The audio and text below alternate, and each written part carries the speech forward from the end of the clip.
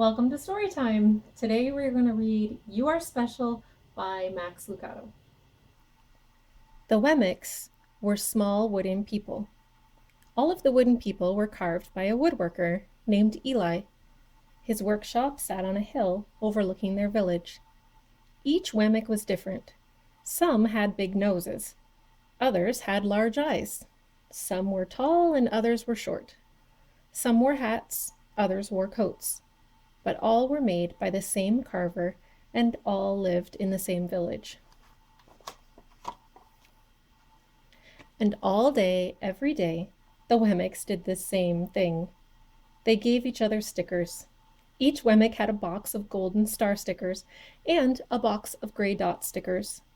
Up and down the streets all over the city, people spent their days sticking stars or dots on one another. The pretty ones, those with smooth wood and fine paint, always got stars. But if the wood was rough or the paint chipped, the Wemmicks gave dots.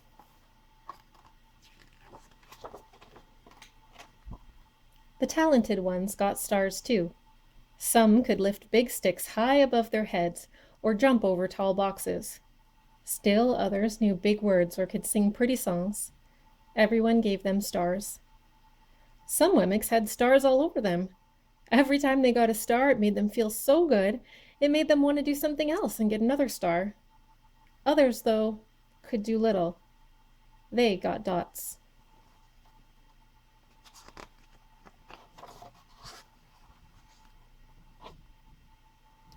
Punchinello was one of these. He tried to jump high like the others, but he always fell. And when he fell, the others would gather around and give him dots. Sometimes when he fell, his wood got scratched, so the people would give him more dots. Then when he would try to explain why he fell, he would say something silly and all the Wemmicks would give him more dots. After a while, he had so many dots that he didn't want to go outside. He was afraid he would do something dumb, such as forget his hat or step in the water, and then people would give him another dot.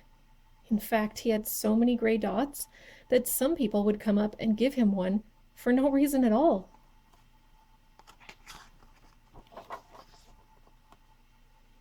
He deserves lots of dots, the wooden people would agree with one another. He's not a good wooden person. After a while, Punchinello believed them. I'm not a good Wemmick, he would say. The few times he went outside, he hung around other Wemmicks who had a lot of dots. He felt better around them.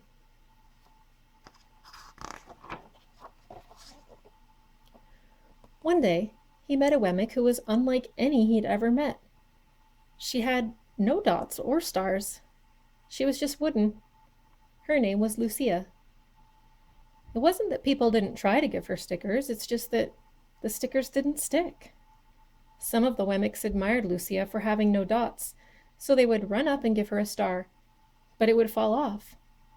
Others would look down on her for having no stars, so they would give her a dot, but it wouldn't stay either.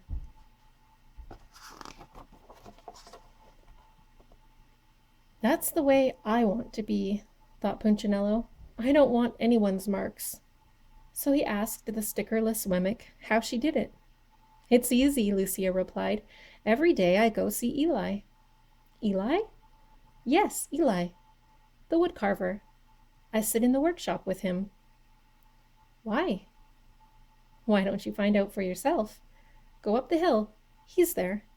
And with that, the Wemmick who had no stickers turned and skipped away. But will he want to see me? Punchinello cried out. Lucia didn't hear, so Punchinello went home. He sat near a window and watched the wooden people as they scurried around, giving each other stars and dots. It's not right, he muttered to himself, and he decided to go see Eli.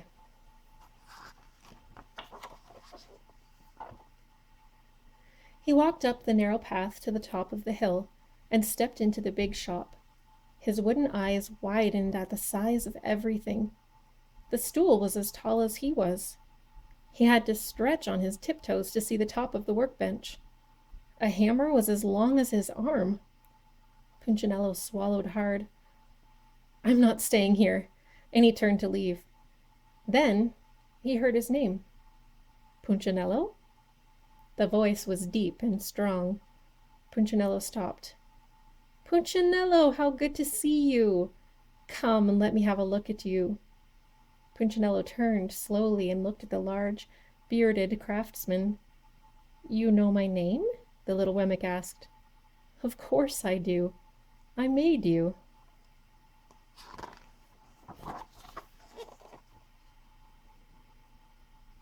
Eli stooped down and picked him up and set him on the bench. The maker spoke thoughtfully as he looked at the gray dots. Looks like you've been given some bad marks. I didn't mean to, Eli. I really tried hard. Oh, you don't have to defend yourself to me, child. I don't care what the other Wemmicks think. You don't? No, and you shouldn't either. Who are they to give stars or dots? They're Wemmicks, just like you. What they think doesn't matter, Punchinello. All that matters is what I think, and I think you are pretty special.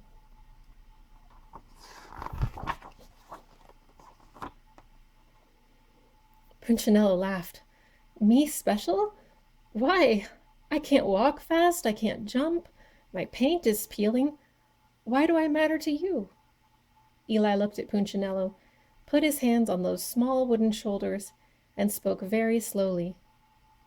Because you're mine. That's why you matter to me. Punchinello had never had anyone look at him like this, much less his maker. He didn't know what to say.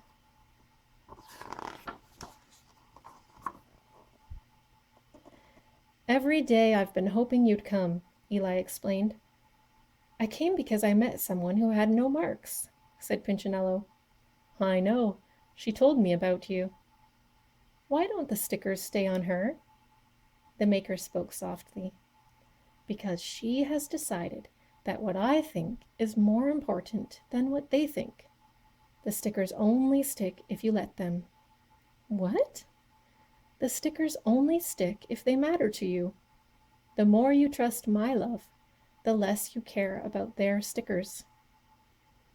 I'm not sure I understand.